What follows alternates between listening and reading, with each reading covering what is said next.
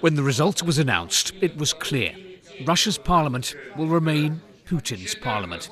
United Russia, the party backed by Vladimir Putin, had won, followed by three other parties which support him.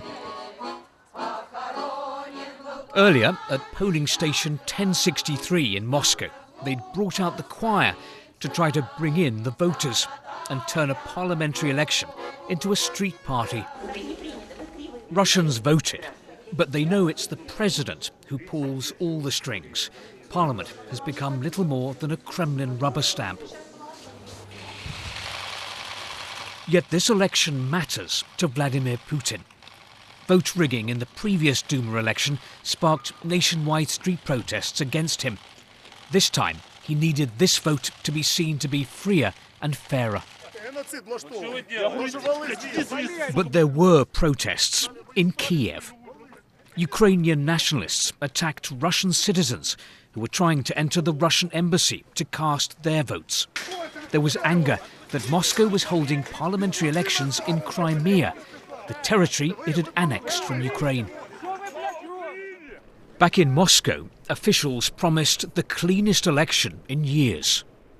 Here at Russia's Central Election Commission, we've been able to keep our eye on some of the ballot boxes at some of the polling stations with the help of webcams. The authorities here promised that this election would be honest, transparent and fair. But the webcams told a different story. Keep an eye on the official who's seated. When she thinks no one is looking, she takes a pile of ballot papers. The woman in black tries to cover her as she stands at the ballot box and stuffs them in. At the call centre of election monitoring group Golos, the phones rang off the hook. People calling in all day to report voting fraud they'd witnessed.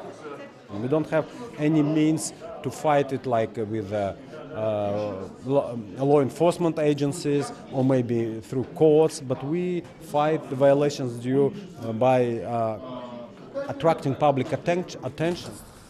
But President Putin will be hoping that his popularity and widespread apathy will ensure that this time Russians accept the result. Steve Rosenberg, BBC News, Moscow.